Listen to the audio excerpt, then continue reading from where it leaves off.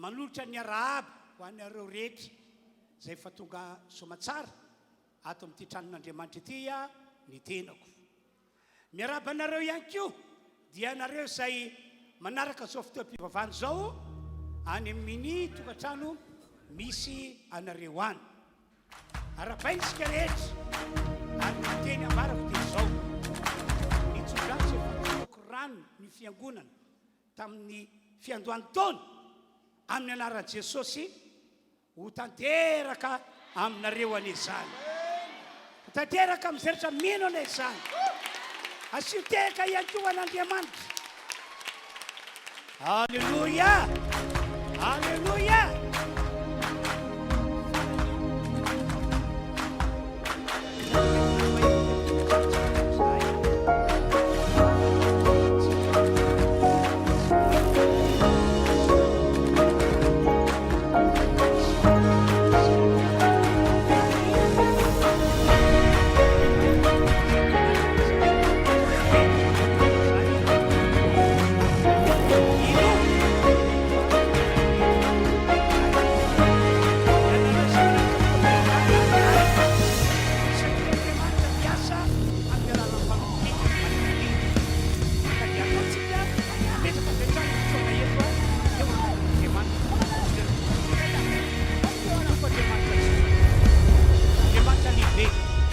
Andriamanitra magaga, Andriamanitra tsy miova, omaly sy anio ary mandrakizay.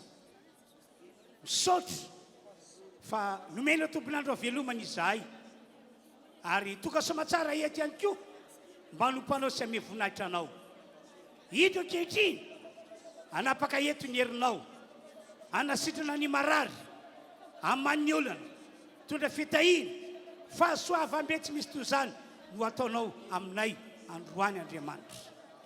Misaotra Tompo. Anaran'i Jesosy. Amen. Hotoizantsika zany ny fotoam-pivavahana androany amin'ny alalan'ny fiderana. Ka aoka andray anjara ho mpidery anao. Efa voasotra amin'ny Ekraely tonkira. Aoka andray anjara dera ianao. Rehefa vafola manontolo. Amin'ny alalan'ny fiderana anao. Ina maso anao. Tranon'Andriamanitra ianao. Alefaria enitsakanatsika no andray Andriamanitra fiderana eto. Aoka etaeta sy ame voninahitra azy. Hira anankitelo zany no anoisantsika anty fotoan'androany ity. Halleluja, halleluja. Dia faly miarabantsika rehetrarehetra indray toto-soa tsara eto amin'ity toerana ity, hiary teritsika, hiara-nandratra, hiara-nome voninahitra an'Andriamanitra. Amen. Tsy ho adinona ihany koa ny miarabantsika rehetrarehetra izay manaraka tsy tapaka ao amin'ny televizionnao dia faly be zay miarabanareo satria fantatray mihitsiny fa rehefa tonga ny fotoana ohatr'izao dia tsy andronao fa ianao le mahatoky foana manaraka an'izao fandaharana fiderana izay asandrantsika izao. Ka noho izany dia tonononay aminao sahady ny fiadanan'i Jesosy ho anao sy ny ankonanao. Amen. Amin'izao andro izao moa zany dia matetika ny olona sarosarotra ho anazy manandratra an'Andriamanitra, misaotra azy midery azy no ny tombonandro no fahasalamana no fahasoavana sy famindram-po izay omen'Andriamanitra azy satria inona ny antony efa miazakazaka ao amin'ny andro farantsika. Kanefa zasy ianao kosa raha tonga eto amin'ity toerana ity dia efa navahan'Andriamanitra zasy ianao fa Andriamanitra amin'izao fotoana izao dia mitady olona azy mitady olona hiankohaka, hisaotra, hanandratra, hanome voninahitra an'Andriamanitra. Ka raha tonga eto ianao androany dia araroto ny fotoana. Andao hisaorantsika azy foana ny fahasoavana, ny famindram-po, ny fahasalamana izay tadiavin'ny olona nefa namenatsika maimaim-poana zany dia andao hoentintsika manandratra an'Andriamanitra. Sa tsy izany ve? Vonona ve tsika hisaotra an'Andriamanitra? Dia andao ataontsika mifotsika ray manontolo ty hira ty saotra ho anao Jesosy. Aoarintsika tompoko.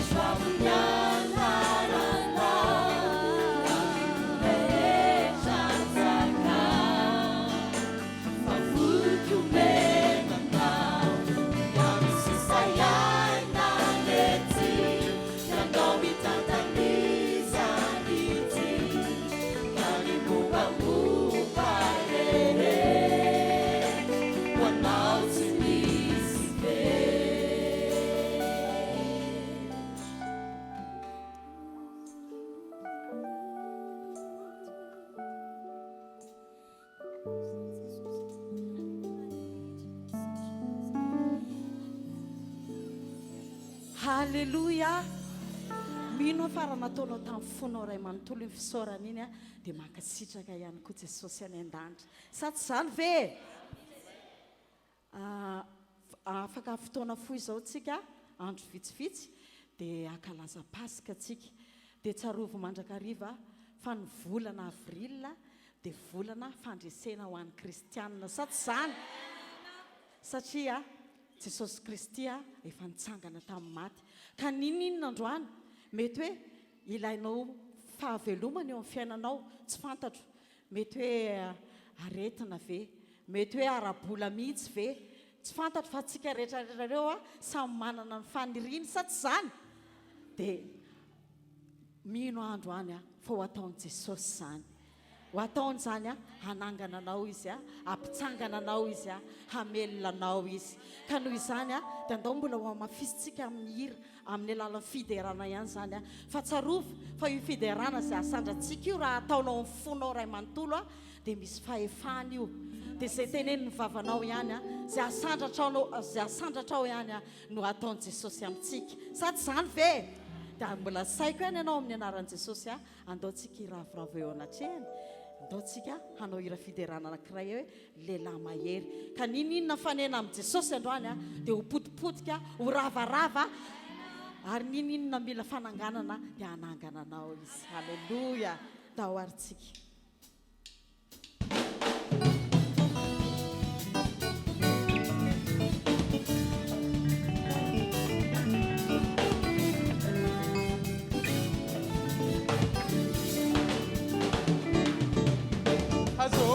Softo ma vida, parece fianazite. Azove softo le lai, ma vuto fanai. Ize panzak, tu pone lake. Ize rasenda mandal, favar. Le lai maere, tu pone Yesu.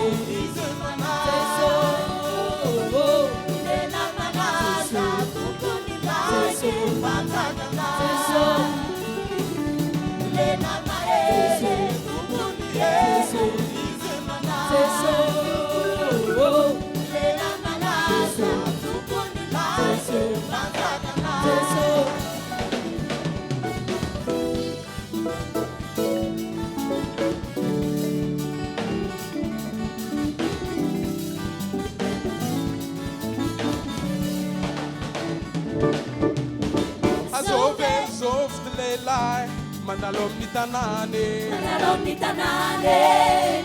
Hazove softe lelai, malazam fagagane. Ize izu panzak, tumpuni lake. Ize rasenda mandal, uru favar. Lela maere, tumpuni Yesu, izu manase.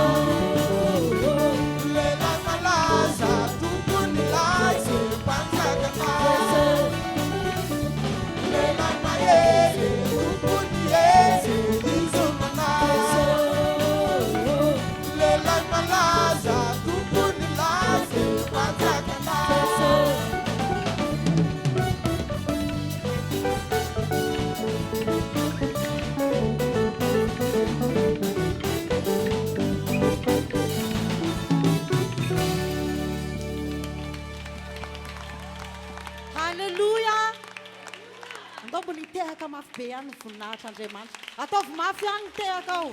Halleloia, halleloia.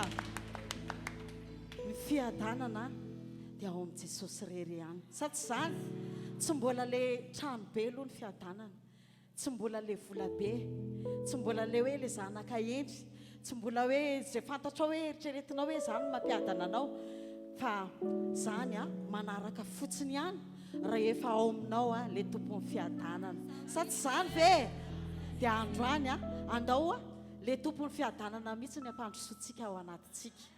Fa rehefa miaraka amintsika izy dia manaraka daholo ihany izany zavatra rehetra izany. Dia andaontsika mbola ito ihany iravoravo amin'i Jesosy hoe ao aminao ihany Jesosy, ao ihany ny tena fiainana, ao aminao ihany misy fiadanana. Dahoarintsika tompoko.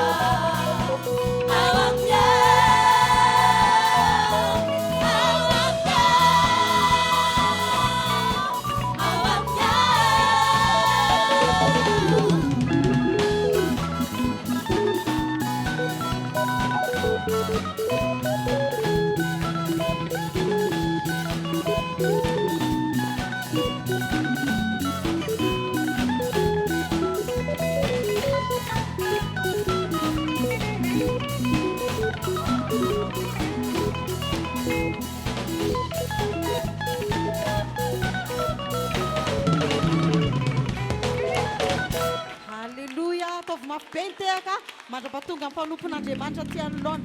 Ataovy mafy ihany tehaka voninahitr'Andriamanitra.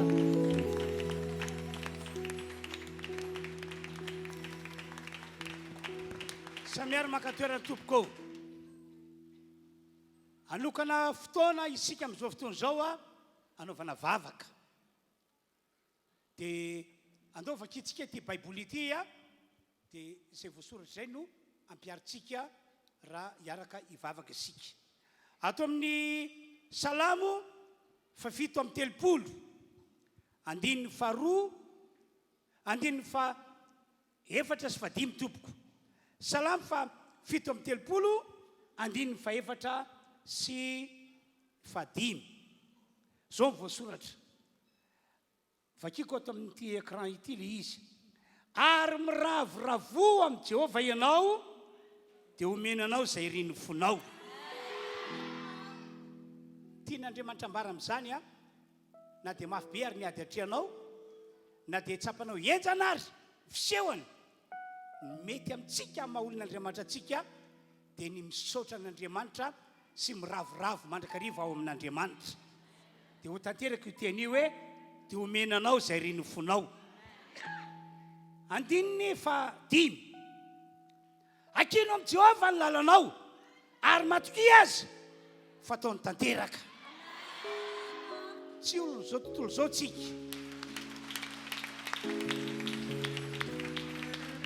tsy olona zao tontolo zao tsika fa efa olon'Andriamanitra mila ampiarina zany io mety amintsika akintsika amin'Andriamanitra mandrakariva ny lalantsika rehetra ary apetrakatsika amin'ny fitokisana dia voasoratra io ny tanteraka ho ataony tanteraka aminao zany farany ato amin'ny Petera 2:5 Petera 2:5 dia ny andininy fa 7 ato ihany ny vakiko ary apetra ho amin'ny fanahinareo rehetra tsy ilay fanahinao kory na l'espritnao na takizany fa le zavatra mampitebiteby le zavatra mampiasa loha lay navierevitranao hatramin'izay apetra ho aminy apetra ho amin'i Jesosy ny fanahinao rehetra inona voasoratra fa izy no miay anareo mahafinaritra ingeriavana ny fiainana miaraka amin'Andriamanitra e asakasaka ireo olona zay ohatrany hoe tsy mety manam-pinoana asakasaka zany olo zany fa raha taka dia fahitako momba n'io Andriamanitra io fantatro ny toetrany sambatra ao manompo azy ka hivavaka tsika rehetra amin'ity androandroany ity ho anareo any atokantrano any araka le teny vakina teo hiaraka hivavaka isika inona zavatra mampanahinao apetrapetratan'Andriamanitra ary andeotsika hisaotra sy akasitraka an'Andriamanitra fa ary ravoravo amin'Andriamanitra fa ho avy Andriamanitra andray atanana anao ary aneo fa izy tokoa n'Andriamanitra hivavahanao amen epipetrana zantsika rehetra samy sokabava samy teny tena hoe vavaka toram-po mihitsy no ataonao ataovy amin'ny fonao rehetra zany aza mieny zay tombavaka ny akaikinao akory ianao na variana mierikelikany a fa zay ionanao amin'Andriamanitra no tadiavo fa androany no fotoana spesial no manin'Andriamanitra hitsinjovana anao manokana andray toa zato atsika rehetra ny androandroany da ho ary vavaka tsika rehetra tompoko samy mivavaka amin'ny fony mantolo izy halleluia misaotra anao zahay Andriamanitra miravoravo ao aminao zahay na dia ao anatin'ny ady mangotrakotraka sy ny zavatra fara zay manahirana azy amen efa voasoratra zany fa zay miravoravo aminao zay mahay misaotra anao dia ho vonjenao izy ka dia ho vonjenao ty fiangonana ity malona ny ady hatrehany malona zavatra sarotra zay mianjady eo amin'ny fiainana halleluia halleluia halleluia Andriamanitro apetraka am-pialatananao apetraka eo aminao zavatra rehetra mampanahy anay mampitebiteby anay fa misy zay famonjy anay ianao Andriamanitra tena monjy anay ianao halleluia sambatra izahay tena sambatra izahay tena sambatra izahay tena sambatra izahay samy mivavaka torapo vokatra fo fa Andriamanitra ny voninahiny eo aminao manokana izay manompan'Andriamanitra eto amin'ny toerana ity. Matoky fa hiasa Andriamanitra, ho tanteran'Andriamanitra ny vavaka ataonao, ho efainy zavatra tediavinao, zavatra irianao rehetra.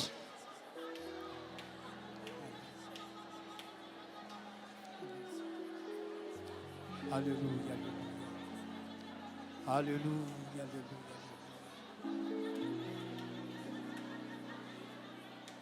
Amen, amen, amen, amen. Matoky anao zahay Andriamanitra, matoky ny herinao zay anapakana eto amin'ny anaran'i Jesosy. Ho vonjena ny rehetra toka eto, ho afana amin'ny zavatra manjo azy izy. Ny herin'Andriamanitra anapaka eto, arabaky teny ho ataonao zany Andriamanitra. Amen, amen. Miteranao Andriamanitro, faleibe, faleibe. Miteranao Andriamanitro, faleibe ianao, faleibe, faleibe. Miteranao Jesosy,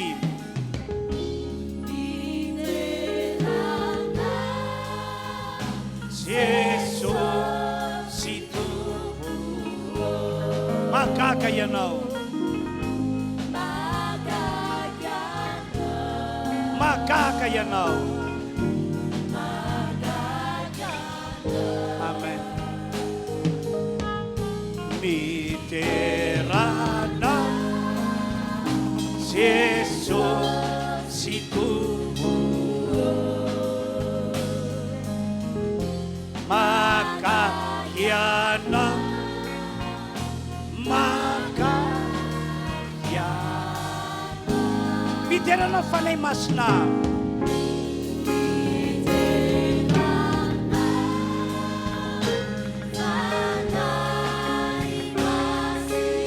mahery ianao, mahery ianao, mahery ianao. Amen.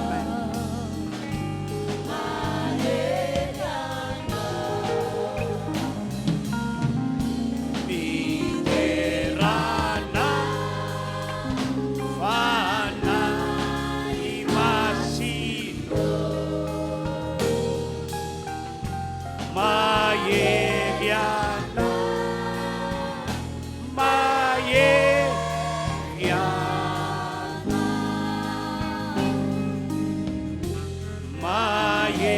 ianao, mahery ianao, mahery ianao. Misaotra Tompo, misaotra, misaotra, ary miondrika eto anatrianao zahay. Fa na iza nitsy tonga eto androany dia efa nampidirinao anatin'ny olona ho vonjena izy. Tena ho vonjenao tokoa, hositranao ny aretiny, ho vahanao ny olonao fiainana, ary raha hifarany ty fotoan'androany ity dia hitondra fahasoavana mody izy. Ho ataonao zany Andriamanitra, ho ataonao zany, ka dia misaotra anao aho amin'ny anaran'i Jesosy. Amen. Alléluia, alléluia. Amin'izao fotoana izao tsika dia efa iomakomana andre ny tenin'Andriamanitra. Vonina fiainao hiaino azy, vonina fiainao angilo atsofina, raiso ny tenin'Andriamanitra. Zao no tantarain'ny Baiboly ao anatin'ity fotoam-pivavahana ity miaraka amintsika Jesosy. Eto izy androany, ahoana ho voasoratra fa na aiza na aiza no iangonana ny olona roa na ny olona telo amin'ny anarako dia ho voany aho. Izay rehetra mino an'izany ka manantena azy dia ahitan'Andriamanitra miasa izy. Amen. Ahitan'Andriamanitra miasa izy. Enganeka ny rehetra amintsika ahitan'Andriamanitra miasa androany. Alleluia. Hira anankiray no iarahantsika manohy an'izao fotoana izao dia ho ambara ny tenyandriamanitra aorinan'izay. Hira mitondra ny lohateny hoe RHEFI-panazava. Ataontsika izay hira izay anomezantsika voninahitra an'Andriamanitra dia akatoerany reto mpitarika reto dia ho vakiana ny tenin'ny Baiboly.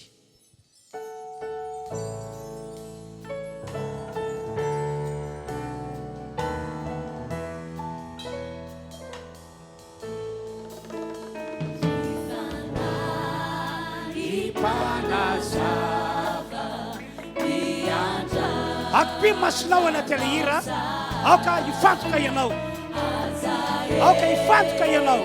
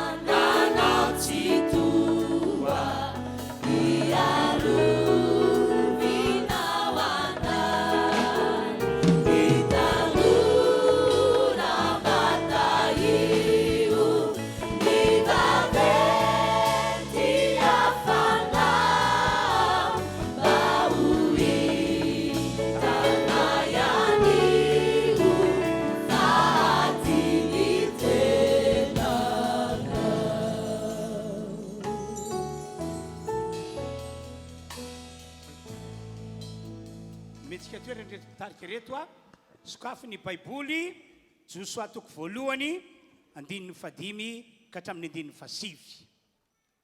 Josoa toko voalohany 15 ka hatramin'ny 15. Arao tsara ny voasoratra. Vakiko amin'ny alalan'ity écran ity ilay izy. Raiso ho anao vetrany ny voasoratra. Tsy isy olona ajanony ao anoloanao amin'ny andro rehetra iananao. Amen na? Tahaka ny nombako amin'ny sesy, nombako anao koa. Tsy andao anao na afoy anao ao.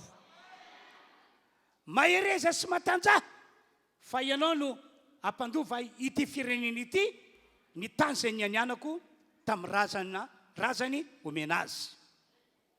Koa mahereza sy matanja tsara ianao. Hitandremanao hanao araka ny lalàna rehetra izay nandidiny Mosesy mpanompoko anao. Aza miala aminy na ho amin'ny ankavanana na ho amin'ny ankavia mba hambinina ianao amin'izay rehetra alianao. 19. Ka tsy ala amin'ny vavanao ity bokyny lalàna ity. Ka tsy ala amin'ny vavanao ity bokyny lalàna ity. Fa saintsainao andro aman'alina hitandremanao hanao arak'izay rehetra voasoratra eo, ary amin'izany dia lavirary ny lalanao ianao sady ambininy. 19. Tsy efa nandidy anao fa aho, koa mahereza sy matanja, asa matahotra na mivati-po fa momba anao Jehovah Andriamanitra ao. amin'izay rehetra aleanao. Vakitsika manaraka indray a Jakoba toko voalohany 1:12. Vahoaka opaka tonteny ianareo rehetra fahasapiainy fotsiny ihany ka mamitaka ny tenanareo. Avy amin'ny lalan'ireo teny novakin'ireo ry fiangonana malala no akatsika fampianarana fampahirizana amin'ity androandroany ity. Misy matoky ao fa lay Jesosy Kristy zay miaraka amintsika eto hiteny amintsika izy. Hiteny amintsika izy. Na dia ianareo any atokantrano hoany azy ka manaraka zao fotoam-pivavahana izao hiteny aminareo Andriamanitra. Ary zany teny ambaran'izany na inona hiteny io dia hitondra fanasitranana ho anareo izay marary. Manana olana fianao hitondra famonjenana ho afaka amin'ny olana. Mangetaeta ny ahitany herin'Andriamanitra fianao ho arak'izany no ataony aminao. Ho fisaoratsean'Andriamanitra sady tsika rehetra misy andao hiaraka hitehaka. Ataovy mafy ny tehaka tompoko. Jesosy, Jesosy, tia anay, momba anay, mandrakizay, sa tsy zany ve? Halleloja. Ry fiangonana manarika an'ity fotoam-pivavahana ity, hoy aho aminareo amin'ny mahampanompon'Andriamanitra. Hoy aho aminareo amin'ny mahampanompon'Andriamanitra. Aoreno amin'ireo teny voalaza ato anatyity baiboly ity ny fiainanao ray manontolo. Amin'ny maha-olon'Andriamanitra anao, aoreno amin'ireo teny voalaza ato anatyity baiboly ity ny fiainanao ray manontolo. Ary oka hopakatoa an'izany teny izany ianao, mba ho tsara fiafara ianao, mba ahita voninahitr'Andriamanitra ianao. Amen. Saroko efa niteny teny toy izao Jesosy. Nisy fanapa-kevitra noraisiny rehefa tonga tany amin'ny fatsana nandevenana ny Lazarosy izy, lay anatany Marta sy Maria. Nisy fanapa-kevitra noraisiny. Dia hoy Jesosy tamin'ny olona rehetra nanarika teo, esory ny vato. Dia avy hatrany dia nandà Marta lay anabavany maty. Amin'ny maha-olona azy tonga dia niteny izy, azafady tompoko, efa maimbo izy zao, efa vaky ny kibony, satria efa hatrany izay nandevenana azy. Dia inona hoy ianao ny teny nataon'i Jesosy? Marta, Marta, tsy voalazako fa raha ino anao dia ho hitanao voninahitr'Andriamanitra. Halleloja, halleloja, amen. Androany zao any sitrapon'Andriamanitra amintsika rehetra tonga eto dia ity, ho tsara fiafara ianao, ahita ny voninahitr'Andriamanitra lehibe ianao. Efa vonina be mihitsy io Andriamanitra io, any eo an'izany fahasoavana izany amintsika tsiraray avy. Ho fisaoratsean'Andriamanitra sady are dia andao hiteka mafy ho an'Andriamanitra isika. Amen. Tandremo azy, tandremo azy. Aza manaiky ho fitany devoly mihitsy ianao. Aoko fantatsika rehetra fa amin'izao vaninandro farany misy atsika zao dia miezaka mamitaka ny devoly. Ataony mihitsy zay tsy inotsika ny teny voalaza ato anatyity baiboly ity. Ataony zay ampisalasalatsika ny teny voalaza ao anatyity baiboly ity. Ataony zay atokantsika anatsatso ny voasoratra rehetra ato anatin'ity baiboly ity. Tandremo ihany koa, asa manaiky fitany hevitra ao ianao, ka hoe ianao ihany no hitondra ny fiainanao arak'izay mandresy lahatra anao amin'izao fahavelomanao zao. Tandremo ry havana, tena tandremo. Hoe ianao ihany ve no hitondra ny fiainanao arak'izay itiavanao azy na arak'izay mandresy lahatra anao? Tandremo, tandremo. Fa amin'ny maha-olon'Andriamanitra antsika ry havana dia manana ny teny voasoratra ato anatyity baiboly ity isika mba hitarika antsika. Tsy olon'izao tontolo izao tsika, na hoe olona mbola anivelavalan' Jesosy fa efa olon'Andriamanitra, olona efa natavalan'Andriamanitra. Noho izany a ny andrasan'Andriamanitra amintsika dia ny anakentsika ny teny voasoratra ato anatyity baiboly ity, ary indrindra ny ako ataovantsika izany satria ny baiboly no gida amin'ny lafin-javatra rehetra. Amen. Ka izay mino azy sy izay mankatò azy ty tena rabaky teny, tsy diso ny tena ambarako, tsy diso zavatra lazaiko aminareo zao, ho tsara fiafara izy, ahita voninahitr'Andriamanitra izy. Zay mihitsy le teny gida amin'ny lafin-javatra rehetra. Ohatra amin'ny lafiny araboly, manana olana ianao, manana fahasarana ianao, dradray verevitra ianao hoe aiza ny lalakale, aiza ny lalako mana, fa efa mihasarotra ny mitady vola. Ao reno amin'ny teny voasoratra ato anatyity baiboly ity ny fiainanao ray manontolo, aroko mpakatony izany ianao fa ho hitanao voninahitr'Andriamanitra fa zay olana arabolanao hain'Andriamanitra mamaha izany. Asioteka mafy be tompoko. Tahaka izany ihany koa eo amin'ny lafiny ara-pitiavana, eo amin'ny lafiny fanambadiana.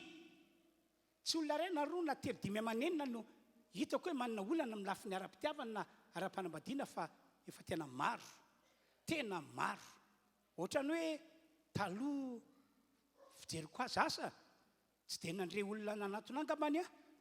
Taloha ohatrany tsy dia nisy loatra ny olana ara-pitiavana ara-panambadiana, fa amin'izao fotoana izao a tena maro be. Kanefa isika manana ny tenin'Andriamanitra gidantsika, hitarika antsika mba atonga antsika ahita ny voninahitr'Andriamanitra ary ho tsara fiafara eo amin'ny lafiny fitiavana sy ny fanambadiana. Ka hoy aho hoe ao reno amin'ireo teny voalaza ao anatin'ny baiboly tompoko ny fiainanao ray manontolo, ary anisany lehibe indrindra aoko mpakatò an'izany ianao. Zany ange no antony natonga an'Andriamanitra nanafatrafatra ny Josoa lay teny novakitsika ty ary aloha. Tahaka izao moa tsy fandeha tantara,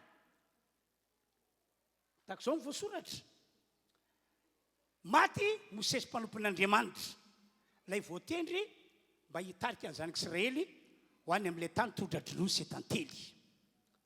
Maty tao anatin'ny 20 taonany. Dia nanapa-kevitra izany Andriamanitra fa tsy maintsy hifidy olona hisolo toerana Mosesy mba ho tanteraka amin'ny programan'Andriamanitra dia ny fampidirana ny zanak'Israely ao amin'ilay tany tondra-droa sy tantely. Dia izao tamin'izany izy nahita ny Josoa. Drandray rehefa tena mandinika an'izay tantara izay dia tena resy lahatra hoe Andriamanitra mihitsy manapa-kevitra ny amin'ny olona tsiraray avy. Mba fantatrao moa ny voalazan'ny baiboly ny amin'ny Josoa. Josoa ho ny baiboly dia mpanompo Mosesy. Gabany raha ambara mivantana dia hoe andevon'ny Mosesy. Kanefa dia izany lehilahy izany no novidian'Andriamanitra mba hitondra ny vahoakan'Andriamanitra andovan'ilay tany tondra-droa sy tantely. Tao amin'ny tanin'ny Israely tao amin'ireo zanak'Israely, be dia be ny loholona, be dia be ny mpitarika, fa tsy nifidy na dia ray tamin'ireny azy Andriamanitra. Fa lay mpanompo Mosesy no vidiny, lay andevo Mosesy no vidiny. Zany tantara zany dia manambara fa io Andriamanitra io dia manara-maso ny fiainantsika isam-batan'olona, manara-maso ny ataontsika na amin'ny andro na amin'ny alina, ary miankina amin'ny fahitany antsika no andraisa fanapa-kevitra ny an-danitra hoe omeko ty olona ity ny fahasoavana, ho tahiko ty olona ity, ho ambiniko ty olona ity, aleoloha mbola hiandry fotoana foy a zay a vao manao hetsika amonjeko an'ity olona ity. No zany a saika isan'andro dia amboaro ny fahaloran-tenanao ho an'Andriamanitra. Atao avy any raika ilay isan'andro ny fiainanao. Raha misy zavatra tsy nety nataonao, ibebao, ialao. Raha nisy ny fahalavony, ibebao, ialao. Ary raha misy fiainana tokony mbola amboarinao aminao dia amboaro. Mba ahafahan'Andriamanitra manapa-kevitra hoe anio dia anio voninahiny aminao izy. Dia ho hiteka mafan'Andriamanitra isika. Tao mafy ihany ny tehakao. Amen. Dia rehefa voafidy Josoa dia nitsofin'Andriamanitra rano izy. eo amin'ny 15 dia zao mivoasoratra tsodrany voalohany tsy isy olona jany eo alohanao amin'ny andro rehetra iananao. Amen. Na iza mitsangana ho favalinao ry Josoa, zao nitsodrany meko anao, tsy misy majany eo alohanao zany ho mpandresy mandrakariva ianao. Faharoa, tsodrany faharoa, tahaka ny nombako amin'ny sesy nombako anao koa, tsy andao anao na afoy anao aho. Ianao ry Josoa nahita tsara fa nomba no sesy aho, niaraka tamin'ny sesy aho, nataiza naseko mandrakariva fa za no mitaridalana amin'ny sesy, za no mitatana amin'ny sesy. Tsodrany meko anao ry Josoa amin'izao fanendrenanao zao dia io tahaka nombako amin'ny sesy no ombako anao koa, tsy andao anao na afoy anao aho. Tsodrany fahatelo, andininy 15 ihany dia zao mivoasoratra, tsofoko rano anao izy izy, mahereza sy matanjaha, fa ianao no ampandova ity firenena ity, ny tany izay ny anianako tamin'ny razana omena azy. Zany tsodrany nataon'Andriamanitra tamin'ny Josoa zany dia tian'Andriamanitra ho tanteraka 100 isan-jato. Fa zao nisy condition tao, nisy condition tao. Ina le condition? Eo amin'ny 19 avy hatrany tonga dia dinganitsika. Hoy Andriamanitra, aoka tsy alavam-vavanao ty boky lalàna ity. Zany hoe isan'andro ianao ry Josoa dia aza soroam-bavanao ny teny, mitenena mandrakariva tenin'Andriamanitra ianao. Ohatra, raha sendra aty tapoka ianao dia ampiasao ny teny. Voasoratra hoe toy izao na voasoratra hoe tahaka izao. Jesosy mantsy nanao pratika an'io teny io tamin'izy tety ambony tany. Tafinofsirama Jesosy dia tonga reto divoly mba hakafana azy. No heverina fa ho mpanotany bebaka angambany Jesosy ka mora taomina mba hanao sitrapony divoly. Dia nanatona divoly nakafana Jesosy. Inona teny Jesosy? Ho Jesosy, voasoratra hoe tsy mofiany velomany olona fa ny tendretra laoka vavan'Andriamanitra. Dia mbola nanao ataky any divoly. Dia hoanao Jesosy, voasoratra hoe. Dia mbola nitoy nanao ataky any divoly. Dia hoanao Jesosy, voasoratra hoe.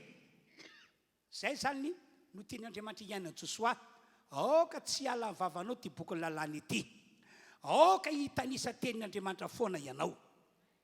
Fa nampy zany saintsaino hatrany andro amanalina ny teny hitandremanao anao arak'izay rehetra voasoratra io. Saintsaino andro amanalina zany hoe na amin'ny andro na amin'ny alina dia aoka hisaintsaina tenin'Andriamanitra foana ianao, hitanisa tenin'Andriamanitra ao anatin'ny sainao ianao. Tsaroko fa zao ny voasoratra, tsaroko fa zao ny voasoratra, tsaroko fa zao ny voasoratra, ary mino fa marina zany teny zany. Ary amin'ny farany le tena lehibe indrindra, hoy Andriamanitra tamin'i Josoa, aoka tsy ala ny vavanao ty boky lalàna ity, fa saintsainao andro manalina hitandremanao anao arak'izay rehetra voasoratra io. Ary amin'izany dia lavorary ny lalànao ianao sady ambininy.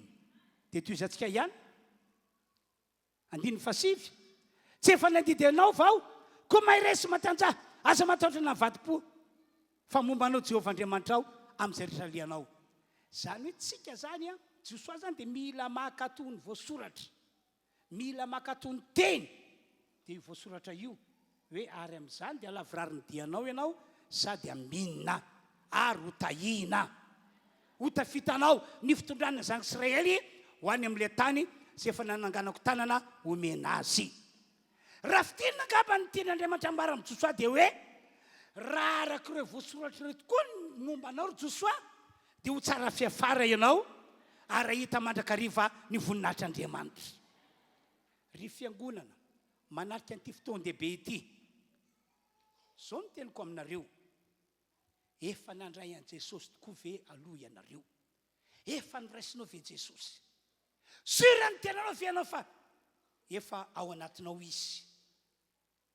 Efa tena olon'Andriamanitra ve ianao tonga eto? Sa saritsarina olon'Andriamanitra fa tsy tena izy. Fantanina faharoa, tianana fiainana tsara fiafara tokoa ve anao? Te hita voninahitr'Andriamanitra ve anao? Sotra ny afatr'Andriamanitra aminao androany. Ao reno amin'ireo teny voalaza ato anatyity baiboly ity ny fiainanao ray manontolo. Ao reno amin'ity teny, amin'ireo teny voalaza anatyity baiboly ity ny fiainanao ray manontolo. Aroko mpakatoa an'izany teny zany ianao. Ary fanampiny raisoanao ihany koa iteny zay nambaran'Andriamanitra tamin'ny Josoa io. Hijery ohatra vitsivitsy inga hoe etiko manamafy an'izany hoe raha tena orinao amin'ny teny voasorotro anaty ity baiboly ity ny fiainanao ray manontolo, ary raha mankatoy izany tokoa ianao, dia zao ny fiafarany tantaram-piainanao momba ny Petera sy ireo namany aloha ny ohatra voalohany ambara amintsika. Samy mahafantatra ny tantaran'i Petera daholo tsika tamin'izy nanarato. Fa ndray andro, ndray alina nanarato Petera sy ireo namany fa tsy nahazo na inona inona. Tanam-podro. Fakiviana nge zany, tena farisena nge zany. So ihany fa nandalo Jesosy. Amen. Dia hoy Jesosy tamin'ny Petera, Petera, aza mitanondrika anao, aza kivikivy tahako izao ianao, fomba ny fiainana ny tsy naomby, fa inty aho miaraka aminao eto ka eno izay lazaiko, ekeo ny teniko, dia ho tsara fiafary ianao, ahita voninahitr'Andriamanitra ianao. Zao ny teniko aminao ry Petera, alevo ny aratonao sy ny lakana fampiasanao, dia makanesy ary amin'ny landalina, dia atsipazo ny aratonao, azahoana azan-drano. Dia raha vao nandrea zany Petera, zay moa maha-olona ny olona, manana ny lohany, manana mokony. Tompoko, azafady indrindra, mpanarato moa ianao sa ahoana no mampirisika hoe mba hiverina anarato? Efa nandritry ny alana ny kely eny zahay fa tsy nahazo na inona inona. Dia nandeha teo ihany ny fanazavana nataon'i Petera. Kanjo tamin'ny farany tonga saina Petera, ohatray, fa iza moa ity miteny amiko ity? Tonga dia niasa tao anaty ny fanahy masina, nampafantatra an'i Petera hoe io miresaka aminao io, le Mesia, io no le Kristy, io no le mpamonjy ty zao tontolo zao ity.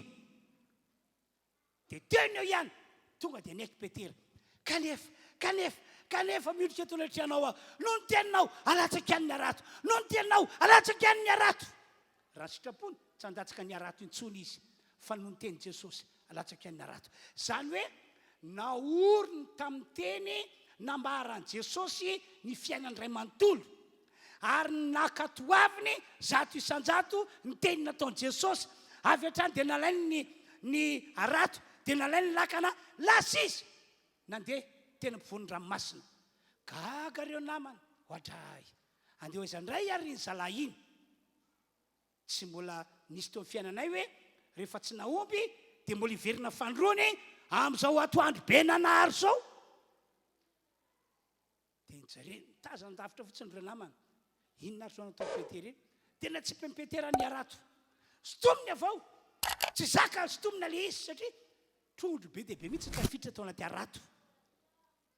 Dia niantso reo namany izy, baiky moana io, satria lavitra be le toerana. Dia mila votsy Petera io, John, mila votsy Petera. Dia andao azy, tonga dia nalefa nentina le lakana fandrona, nandeha mafy, tonga tena Petera, dia Petera, ampio ary zalahy, fa tena trondro zao, sotomina tokoa ny arato. Dia ny baiboly hoe feny be ny arato, efa saiky tritra, efa tritra mihitsy ka rehefa natao anaty lakana le trondro, lakana anankiroa feny zina, tena feny zina. Amen. Rehefa tonga tena tanety, rehefa tonga tena tanety, tonga dia niankoaka Petera, tena niankoaka hoe tsy napoziko, fa rehefa nanaiky ny teninao ao, nanorona fiainako tamin'ny alalan'ny teninao aho ka nakatoaviko dia zao ny vokany tsara fiafara nahita voninahitr'Andriamanitra. Alleloia! Androany ny sitrapon'Andriamanitra dia nitondra antsika rehetrarehetra na iza hanana fiainana tsara fiafara ary anehoan'Andriamanitra voninahiny. Fa izao ny condition ao reno amin'ny teny voasoratra ato anatyity baiboly ity ny fiainana ray manontolo. Aroka ankatoy izany amin'ny fonao ianao dia ho tsara fiafara ianao. Amen. Ary ahita voninahitr'Andriamanitra mandrakariva. Ohatra anankiray faharoa ihany koa dia ilay voalaza ato amin'ny mpanjaka faharoa toko 5:1 ka hatramin'ny 7:10. Misy tantarana lehilahy anankiray namana no anara zany lehilahy zany. Komandy miaramila mpanjaka ny Siria izy ary lehilahy lehibe teo anatrehan'ny mpanjaka izy sady lehilahy nanakaja. Fa saingindrisy boka zany lehilahy zany misy aretina bokana. Dia famba nataon'ity lehilahy ity izy azo atao mba anisorana ny abokana teo amin'ny tenany fa dia tsy sitrana mihitsy izy. Nampiasainy ny fahefana fa tsy sitrana izy. Nampiasainy ny vola mikarena fa tsy sitrana mihitsy izy. Fomba ny fiainana zany.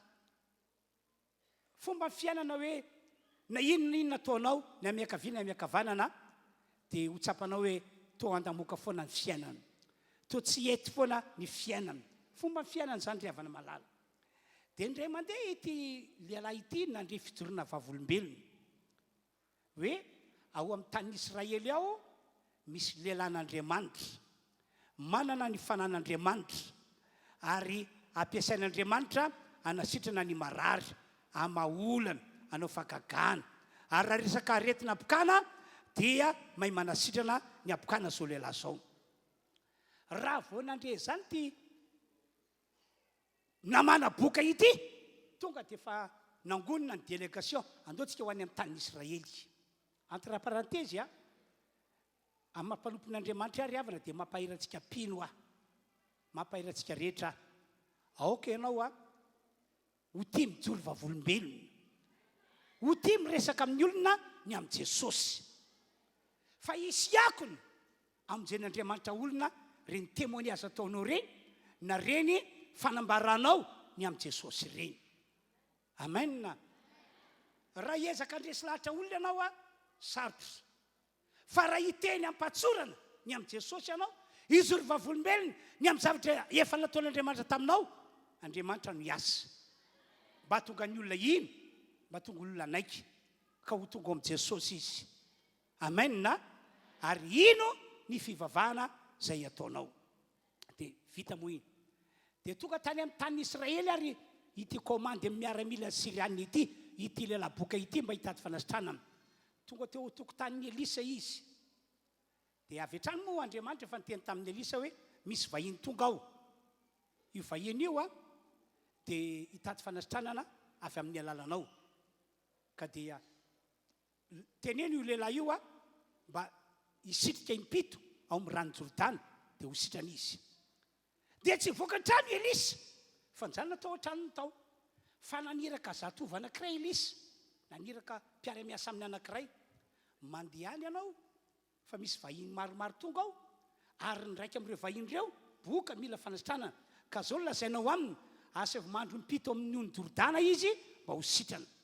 Dia lasa ilay mpitondra hafatra ny teny, tsy hivaly tompoko ny anao lahy, tezitra zao no tao anatin'ny saina no hoe veriko hoe ho avy voaka ny varavarany tranony zany lelan'Andriamanitra izany ka anevaeva ny tanany eo amin'ny abokana sady antsony Jehovan-Driamaniny mba hasitranahy. Ary tsy fantatra lehilahy zany ka fa olona manakaja aho, olona manamboninahitra aho, mpanompon'Andriamanitra tsy malala fomba, tsy manaja olona. Olo-kafa indray ny raha nefa izy ny tadiavitra. Menimenina teo izy, menimenina teo izy. Tezitra. Dia ankoatran'izany, anisan'ny olona natezitra dia hoe mandehana ono misitrika amin'ny rano Jordana dia ho sitrana ianao. Dia hoy izy, ory olona fa mpanompon'Andriamanitra ahoana loatra re zany? Raha fisitrihana ao anaty rano Jordana masitrana, any antsika any aminay ihany koa mba misy rano, hony faripara, hony abana, hony Damaskosy. Maninona raha ohatra ka any mandro, any misitrika dia ho sitrana. Fa ka tsy maintsy amin'ny rano Jordana no asitrana. Tezitra izy, tonga dia lasa ankatezerana. Andao ke vakitsika voasoratra manomboka amin'ny 9 manomboka amin'ny 9 ka hatramin'ny 12. Ary dia nandeha namana nitondra ny sovaliny sy ny kalesany ka nijanona teo ambaravarany tranon'ny Elisy. Ary Elisy naniraka olona tany aminy laza hoe, mandeha ihany mandro impito ao Jordana dia hody aminao indray ny nofinao ka adio ianao. 9:12. Fa tezitra namana dia lasaka nanao hoe, indro nataoko fa hivoaka ka ty amiko mihitsy zany lehilahin'Andriamanitra izany ka hitsangana ary antso ny anaran'i Jehovah Andriamaniny sady anevaeva ny tanany eo ambonin'ny aretina ka sitrana boka. Dia 9:12. Tsy tsara noho ny ranon'ny Israely rehetra fa abana zany ny rano any aminay, sy faripara mbola misy zany rano zany any aminay, hony Damaskosy rano malaza be any aminay zany, tsy mahazo mandro ao amin'ireo va aho ka dio. Dia niodina izy ka lasa ankatezerana. Zay zany ny fiainan'ny olona miakabeny, manana ny lohany, manana ny heviny, fa tsy te hiainy zay lazain'Andriamanitra, tsy te hiainy zay lazain'ny mpanompon'Andriamanitra. Ry havana, aza mba isan'ny olona tahaka izany ianao tonga eto. Aza mba isan'ny olona tahaka izany ianareo any an-tokantrano zay mandeha an'izao tenin'Andriamanitra izao. Aza mba isan'ny olona tahaka izany ianao. Be dia be tokoa nge ry havana ny olona raiso amin'ny birao koa hoe, dia rehefa mandeha eo ny resakay, mandeha eo ny resakay, dia tonga atao anatiko ny hevitra inoko fa tena avy amin'Andriamanitra, dia mampahery azy aho. Zao madama, fantatro ny fahorianao amin'ity aretina ity, fantatro ny fijalianao amin'ity olana ity. Zao ny teniko aminao, tonga avy amin'ny Alahady izao, na mamonjy fotoam-bavaka ato amin'ny fiangonana RHEFI Androndrakely mandritry ny 4 Alahady, misety tsy tapaka ianao, fa anasitrana anao Andriamanitra ary amany olana ao fiainanao Andriamanitra. Dia misy amin'ireo olon'ireo ao amin'ny birao tsy dia faly loatra ny amin'izay hevitra izay, fa zavatra hafa mihitsy no eritreretina. Dia amin'ny farany dia izao ny teniny, hono pastera, raha ny masitrana amin'ny aretina, raha araka ny tenino izany dia hoe ny famonjena fotoam-pivavahana. Raha ny mahafaka ny olako izany dia ny famonjena fotoam-pivavahana. Dia hono pastera, zay mantsy lavitra be mipetraka, zay mantsy efa mpino kristianina fiangonana tahaka izao na fiangonana tahaka izao. Raha ohatra ka any aminay ihany no mamonjy fotoam-pivavahana fa mba hoentinao mambavaka fotsiny, tsy mety ve pastera? Dia matetika zao ny teniko amin'ny olona, madama, ino tsara ny teniko aminao, firy taona ianao no efa tao amin'ny fiangonana misy anao io, fa tsy mbola sitrana akory ianao. Ary na pasteranareo aza angamba, tsy haiko izay efa marina anao, tsy mbola nametra tanana taminao hivavaka ho anao mba ho sitrana ianao. Firy taona ianao tao amin'ny fiangonana io, niaraka tamin'ny olana, tsy nivan'ny olana. Sanatria tompoko, tsy manao tsinontsinona fiangonana misy anao nahazatra anao akory tsy manambany an'izany fa samy fiangonana kristiana daholo, na ny ety aminay na ny any aminareo. Andriamanitra ny tompontsika. Fa tsy any loatra ho ilay tiako ambara, fa za tsapako fa raha tonga hamonjy fotoana ato ianao, anaiky an'izay famonjena fotoana izay, ho sitranao madama, hivan'ny olana fiainanao. Dia ohatrany tiako amin'ny olona dia misy ny sasany hitako hoe marikivy tsy te hiaino zay lazainao, izy te ho sitrana. Satria teniko te ho sitrana vianao, pastera, ekeo ary ny teny nitoretro ameko anao. Te hivavy ny olana fiainanao, tianao vaovavy ny olana fiainanao, pastera, ekeo ary ny nitoretro ameko anao. Fa mbola tady ampiasa ny heviny any izy, ampiasa ny lohany any izy. Tsy afa fa tahaka ty lelaboka ity. Ny tao an-tsainy dia hoe anevaeva ny tanany eo ambony apokana zany elisalenan'Andriamanitra zany. Kanjo miavonavony, tsy mivoaka ny trano, tsy manaja olony. No everiko fa zao no ataony amiko dia ho sitrana. Hay ve asainy misirika impito, tsy indray mandeha fa impito ao amin'ny rano Jordana, dia amin'izay ho sitrana. Lasa katezerana izy.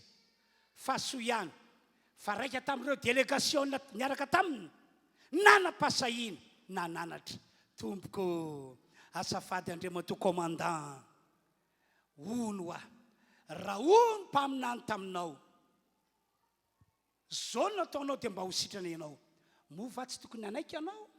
Raha hoy izy aminao androany, mandehana mandro-pito amin'ny Jordana, dia adio amin'ny apokany ianao. Mova tsy tokony anaiky an'izany ianao. Tonga saina ihany ilay raha commandant. Dia tapa-kevitra izy hoe eny ary, andeha sitrika amin'ny rano Jordana. Nisitrika izy, jereny tana tsisy fiovana, tsisy fiovana na kely azy. Fanirony, jereny any tsisy fiovana. Ka normal satria tsy hoe indray mandeha ny indro dia fa niova ianao, fa impito. Mila manorina ny fiainanao amin'ny alalan'ny teny nambaran'ny mpanompon'Andriamanitra, nambaran'ny mpaminany ianao, ary mila makatoy zany zato isan-jato. Tany amin'ny fampitony tsangana avy eo izy hoy ny Baiboly hoe ny nofony dia niverina indray tahaka nofon-jazakely. Sitrana tanteraka izy. Ndao hiteka mafan'Andriamanitra isika. Ry hafana malalo. Dininga izany tantara roa zany nanao ahoana ny mety fiafaran'ny Petera sy ireo namany, raha ohatra ka izay hevitra atao an-tsainy ihany no tia ny hitondran'ny fiainany na tia ny tantanany ny momba azy. Nanao ahoana ny fiafaran'ity lelaboka ity, raha ohatra ka izay hevitra atao an-tsainy ihany no nitondran'ny fiainany. Tsika rehetra miara-malala fa dia nody tanapolo tany amin'ny vady aman-janany Petera, ary mety gidragidra ary no nionany tamin'ny ramatoavadiny tany. Gidragidra satria nanarato rehefa tsy hitondrana inona inona. Mety teny ny vadiny, tsy mihinanao nanarato ah, tsy mihinanao nanarato ah, ary na dia nazava ry Petera. Andana telefona eo mihitsy Jaona sy Jakoby. Komberaka reo zany fa ianao tsy tany zany tsy nanarato. Gidragidra mety fiafarana. Fa soa ihany, fa naorony tamin'ny teny izay nalaoko ny vavan'i Jesosy, ny fiainan'iray manontolo, ary nakatoavana izany teny zany, dia lasa tsara fiafara izy, nahita voninahitr'Andriamanitra izy. Amen, amen, amen. Soa ihany koa fa tahak'izany no nataon'ilay commandant nanaiky tamin'ny mpanetretena, ny teny nataon'ny Elisa, nakatoy izany. Tsara ny fiafarany, nahita voninahitr'Andriamanitra izy. Ry havanao, tia antsika rehetra tonga eto manarika ity fotoana ity ny Tompoandriamanitra.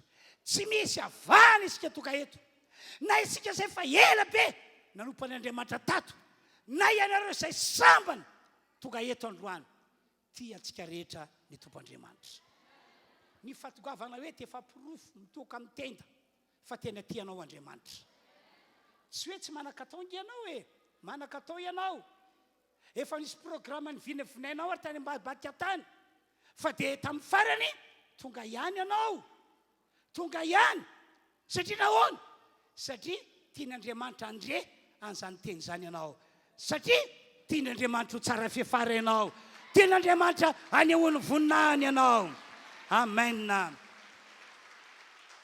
Ka ny basiny zany fiaina tsara fiafara sy ny fahitana voninahitr'Andriamanitra izany dia ity, aoreny amin'ireo teny voalaza ao anatyity Baiboly ity ny fiainanao ray manontolo, ary ankatoavy izany teny zany. Zany mahatonga antsika nge amporisihana mba hividy Baiboly, mba hamaky Baiboly foany. satria isika ny mamaky baiboly anao dia mahita hoe miteny aminao Andriamanitra, miteny aminao Andriamanitra. Ary ny teny iny akatoavinao, ekenao, dia ho hitanao fiasan'Andriamanitra. Amen. Betsaka ngery olona zay tonga atao miborako tao hoe nisy raha matoa anankiray zay aza moa. Tonga atao nitaraina problème be izy. Dia hoy aho taminy, zao madama, mafy be aminareo ilay problème. Ary tsy voavanareo mihitsy e. Fa izao, eto ty amiko vadinao rapitso. Hivavaka ho azy aho, hivavaka ho anareo mivady aho. Fa hivan'ny olana. Ny impossible tonga possible hoy aho. Dia hoy izy, pastera, sarotra be zany ny teninao zany. Aoka fantatrao pastera, fa ny vadiko ndraika tsy tia an'ity fiangonana ity e. Alamaiza ty fiangonana ity satria secte. Ary zako nakaty io ary tsy fantana. Fa nandeha nivoaka dia nanararotra nakaty aminao. Tonga vao marina be izy tamin'izany. Ay ve zany ho ahy. Kanefa hoa, kanefa izy tonga aty dia metrako tanana nareo vady no vaolana ho anareo, famonjena ho anareo, manoloana izany problème zany. Dia mbola niteny teo ihany izy, niteny teo ihany izy nanazava. Faranangina izy. Dia nisaraka izahay. Dia tsy haiko moa teny am-pandehana tany izay eritreriny. Fa ny pitsy maraina, tonga ny vadiny. Tonga tato amin'ilay fiangonana ataony hoe secte. Tonga tato ny vadiny. Dia hoy izy, tonga andramosehako, tonga andramosehako. Dia zao ao izao, ao ambany eo, mivavaka ambany eo aloha izy. Dia nijereko, io fa mivavaka mandohalika. Dia ampiakaro amin'izay zo aho. Dia niresaka teo zahay, dia nametrako tanana, dia nitsofoko rano. Ny impossible lasa possible hoy aho tamin'izy ireo. Dia mandehana amin'izay nareo.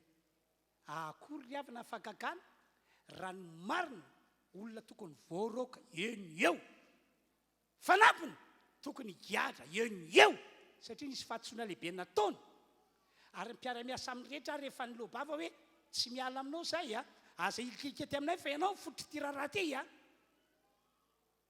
Kanjo.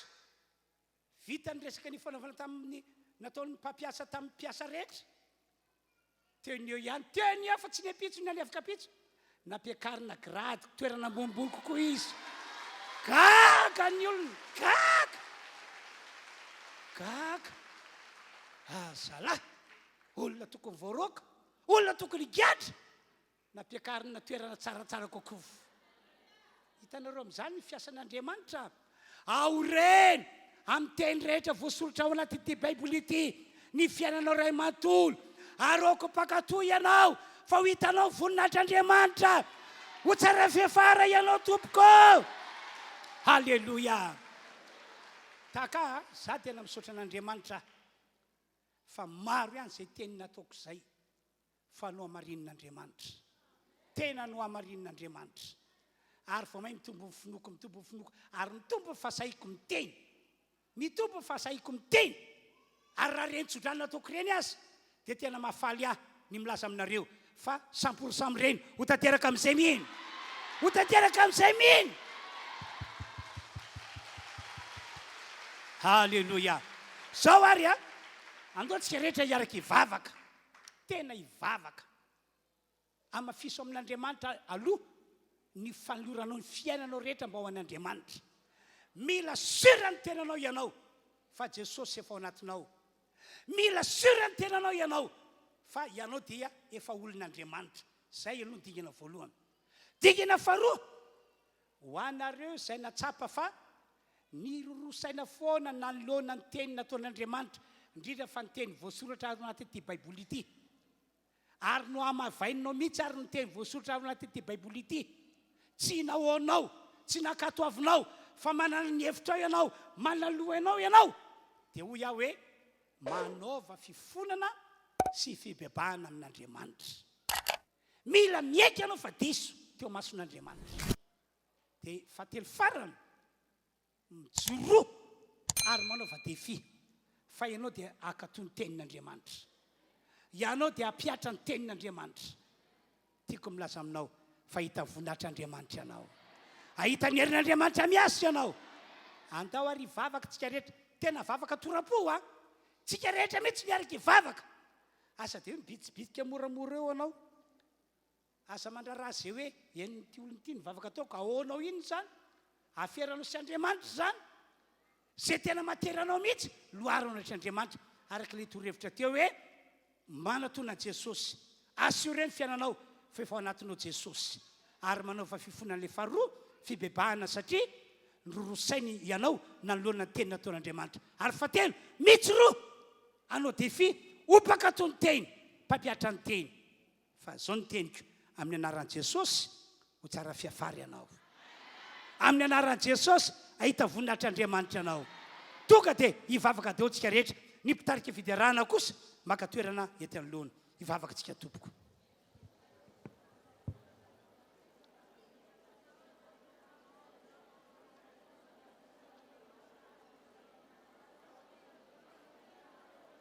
Samy mivavaka tsika rehetra. Samy mivavaka tsika tompoko. Ataovy zava-dehibe amintsika mihitsy ty fiarana mivavaka ity. Ataovy tena fiainatsika zao fiarana mivavaka izao. Sitraka Andriamanitra ny hamonjy anao. Sitraka Andriamanitra ny haman'ny olona amin'ny fiainanao. Sitraka Andriamanitra ny hitondra anao hanana fiainana tsara fiafara. Ary mbola sitraka Andriamanitra ny aneho ny voninany aminao. Sokafa mivavanao. Ho anareo any tokantrano mivavaha ihany koa. Mivavaha ihany koa ianareo. Halleluja. Halleluja. Halleluja. Roay devolo mpandrebireby saina, mpampirorosaina. Roay amin'ny anara Jesosy izy. Aza manaiky ny ataky ataony aminao ianao. Toero izy, toero izy. Ary akeo tenin'Andriamanitra.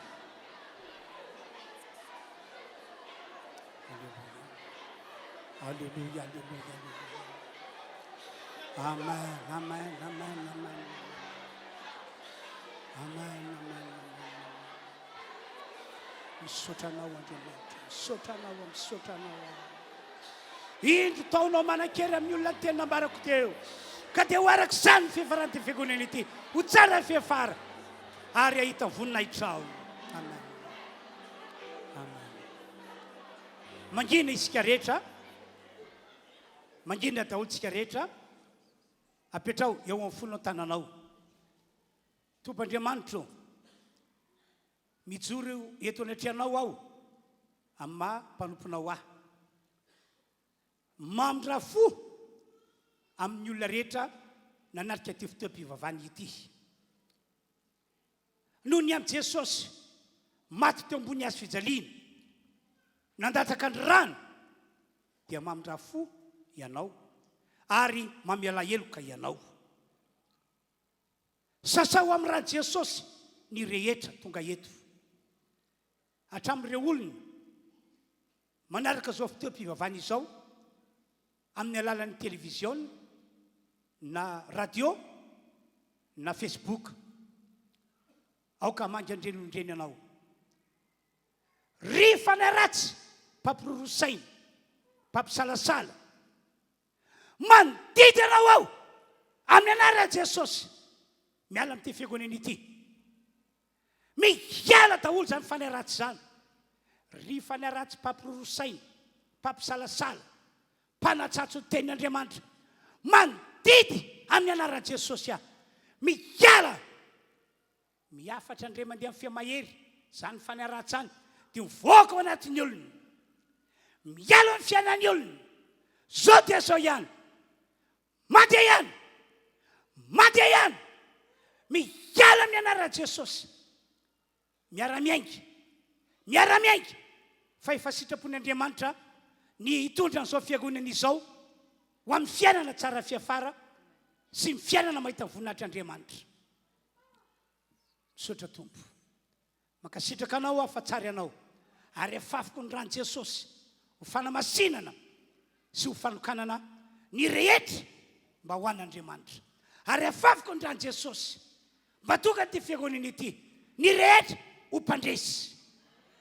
Misaotra tompo, omena voninahitra anao anio ampitso ary mandrakizay amen. Andoatsika rehetra anohirana kiray aloha eo am-pitsanganana dia rehefa avy eo a roso fandarana manaraka dia ny fitondrana fanatitra isika. Anohirana kiray eo am-pitsanganana tena hideran'ny tompo, tena mivonatry ny tompo.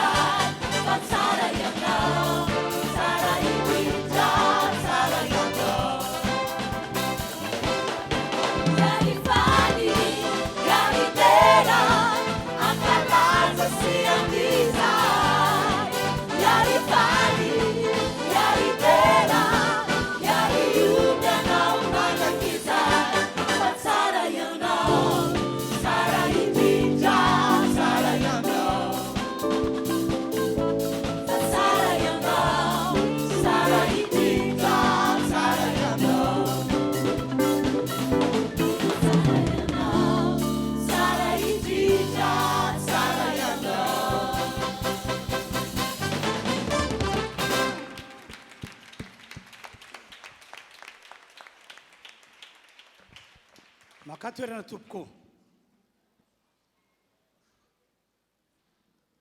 Andoatsika iroso amin'ny fitondrana ny fanatitra amin'ity androandroany ity. Mampahiranareo aho mba tsy hanamaivana ny fitondrana ny fanatitra satria teny efa nataon'Andriamanitra izany. Inoko fa rehefa nolotra ny tananao na nome dia ny tananao nanolotra iny horaisin'Andriamanitra ka tolorany zavatsoa iankivo. Amen na? Ity alohany ity moa ny fanaterantsika ny ampahafolokariany. Dia avy eo tatazantsika ny toerana ny fanatitra fanaontsika mazatra. Fazadiny ihany koa nefa ny fanaonantsika ny émissiontsika fa mahasoantsika sy mahatsarantsika izany. Tena fitahina ho antsika izany amin'izao fahavelomantsika izao. Andao ary a hidera an'Andriamanitra isika eo am-pipetrana ihany a no anaovantsika le fiderana fa maloso kosa sy atoran'ny fanatitra mano fety anylohany dia mivily ato amin'ny kavanana na ato amin'ny akavianareo fa tsy miverina amin'ity koloary ity mba tsy fanosina zany tsika eo mpipetrahana zany a malotsika tompoko ataontsika ny fideranany tompo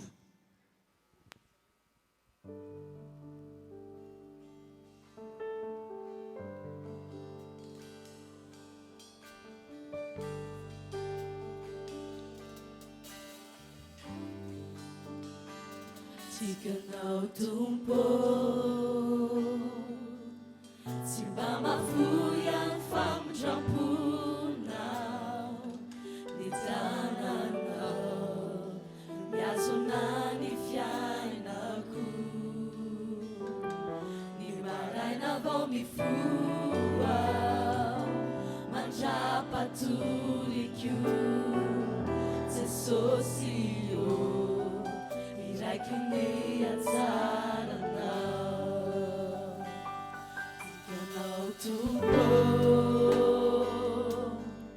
tsy mba mafoy any famondramponao ny tananao no miazona ny fiainako ny maraina vao mifoa mandrapatoliko Jesosy Iraikuni azaranao Fony anao teo amin'ny fiainako Tatoky anao teo amin'ny fiainako Naseunao ay fa tsara loatranao isaky ny miainao Jesosy Iraikuni natsoky anao teo amin'ny fiainako Jesosy Natoky anao teo amin'ny fiainako Naseunao ay fa tsara loatranao isaky ny miainao Jesosy Iraikuni azaranao Tiako ny feonao mitondra ay mamaky ny avo anatsiarina akaiky aindrindry anao fantasofianao no raiko sy sakaizako Jesosy Iraikuni azaranao natsoky anao teo amin'ny fiainako Jesosy Natoky anao teo amin'ny fiainako Naseunao ay fa tsara loatranao isaky ny miainao Jesosy Iraikuni azaranao natsoky anao za Jesosy teo amin'ny fiainanay Natoky anao teo amin'ny fiainako Naseunao ay fa tsara loatranao isaky ny miainao Jesosy Iraikuni Una bresika mafiana natsoky anao teo amin'ny fiainako Jesosy